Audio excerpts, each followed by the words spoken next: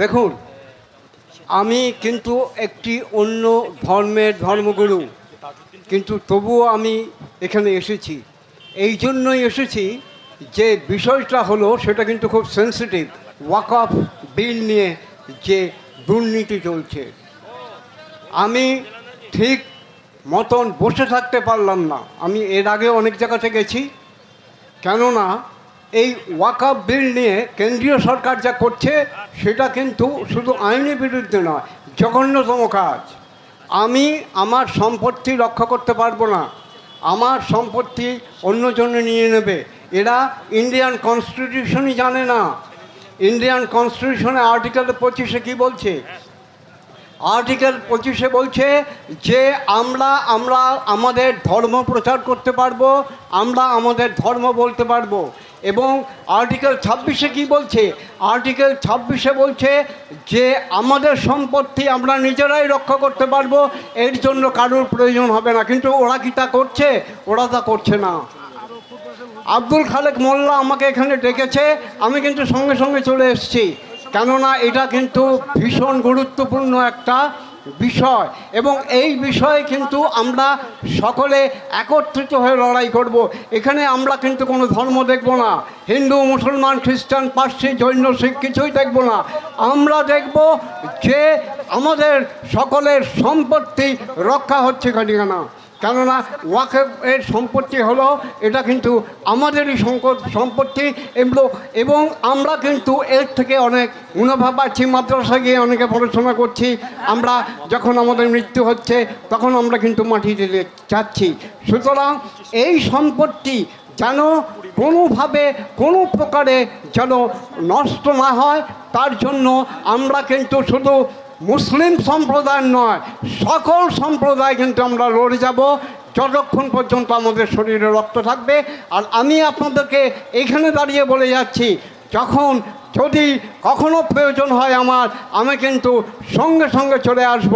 এবং এই যে কার্য, এই যে সংগঠন, এই যে আন্দোলন, এই আন্দোলনকে আমরা আরও দৃঢ় করে এগিয়ে নিয়ে যাব। সবাই সুস্থ থাকবেন, ভালো থাকবেন। ধন্যবাদ। ধন্যবাদ। উপস্থিত বিশাল জনগণ, বিভিন্ন গ্রাম থেকে আগত প্রতিবাদী মানুষ, মঞ্চে উপস্থিত অতিথিবৃন্দ, আপনারা দীর্ঘক্ষণ ধরে ওয়াকফ বিরোধী এই ওয়াকফ আইন বিরোধী সভা শুনছেন। আমরা বলতে চাই, নরেন্দ্র মোদী সরকার বলছে আমরা ওয়াকফ সম্পত্তি উদ্ধার করে এদেশের গরিব মুসলমানকে উন্নয়ন করব, এদেশের মুসলমানদের উন্নতি করব। আমরা দ্ব্যর্থহীন ভাষায় বলতে চাই, নরেন্দ্র মোদী সরকার যখন গুজরাটের মুখ্যমন্ত্রী ছিলেন, সেখানে গুজরাট দাঙ্গায় হাজার হাজার মানুষকে কে মেরেছিল? এখনো আপনার নখে এবং দাঁতে মুসলমানদের রক্ত লেগে রয়েছে। এখনো আপনার মনে নেই সেখানে মায়ের পেট চিরে বাচ্চাদেরকে বার করে দিয়েছিলেন? আপনার মনে নেই এহসান জাফরির মতো সাংসদদের আপনার বিজেপি সেখানে মেরে দিয়েছিল? আপনার মনে নেই বিলকিস বানুর গণধর্ষণকারীদের, যারা গণধর্ষণ করেছিল তাদেরকে আপনার দল তাদেরকে ফুলের মালা দিয়েছিল? আপনি এখন বলছেন আপনি মুসলমানদের উন্নয়ন করতে চান। আপনি বলুন তো, আপনি মুসলমানদের উন্নয়ন করতে চান, আপনার দলে কোথায় মুসলিম এমপি আছে? আপনার দলে কোথায় মুসলিম বিধায়ক আছে? আপনার দলে কোথায় মুসলিম জনপ্রতিনিধি আছে? মুক্তার আব্বাস নাকভি বলে একজন মেকি মুসলিম নামওয়ালা লোক ছিল, তাকেও আর আপনি রাখছেন না। তাহলে আপনার মুসলিমদের উন্নয়ন কোথায়? আপনি মুসলিমদের উন্নয়ন করতে চাইছেন সিএএনএ, এখানে মুসলিম বাদে অন্য সমস্ত নাগরিককে আপনি নাগরিকত্ব দিতে চাইছেন। মুসলিমদের নাগরিকত্ব দিতে আপনার ভয় কিসের? বাইরে থেকে আসা মুসলিমদের, যারা এখানকার মাটিকে ভালোবেসে নিয়েছে, তাদের নাগরিকত্ব দিতে আপনার ভয় কিসের? সেখানে আপনি বলছেন যে মুসলমানদের উন্নয়ন করতে চাইছেন। আজকে আমরা দ্ব্যর্থহীন ভাষায় বলতে চাই যে মুসলিমদের যদি সত্যি আপনি উন্নয়ন করতে চাইতেন তাহলে মুসলিমদের চাকরিতে সংরক্ষণের ব্যবস্থা করতেন।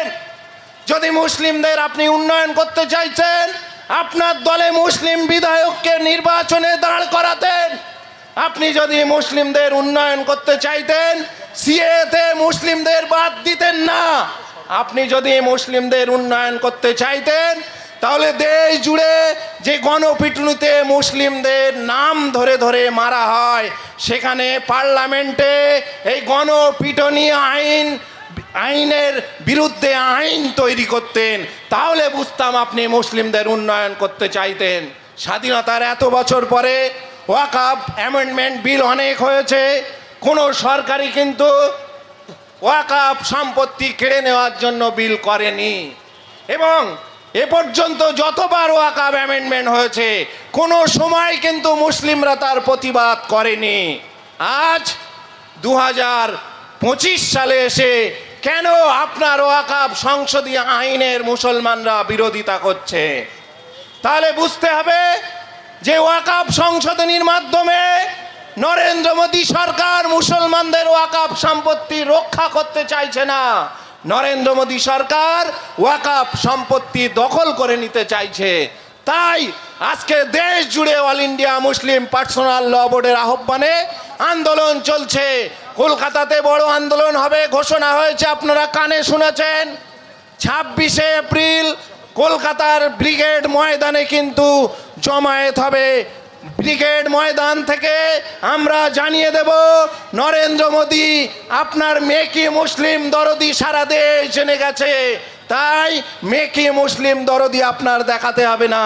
অবিলম্বে আমাদের জন্য ওয়াকফ আইন, আমাদের উন্নতি করতে চাইছেন যখন, আমরা চাইছি না ওই ওয়াকফ অ্যামেন্ডমেন্ট বিল, তাই অবিলম্বে ওয়াকফ অ্যামেন্ডমেন্ট বিল বাতিল করতে হবে। এই দাবি নিয়ে আমরা আগামী 26শে এপ্রিল কলকাতায় যাব। সবাই ভালো থাকুন, সুস্থ থাকুন। 26শে এপ্রিল কলকাতার ব্রিগেড ময়দানে সবার সঙ্গে দেখা হবে। এই বলে আমি আমার সংক্ষিপ্ত বক্তব্য শেষ করলাম। নারায়ে তাকবীর, নারায়ে তাকবীর। অবিলম্বে ওয়াকফ আইন জ্বালিয়ে দাও, পুড়িয়ে দাও। অবিলম্বে ওয়াকফ আইন জ্বালিয়ে দাও, পুড়িয়ে দাও। ভাই এখনো মাগরিবের সময় আছে, নামাজ তো আমরাও পড়বেও আপনারাও পড়বেন। আর মাগরিবের পরে ফুরফুরা শরীফের সৈয়দ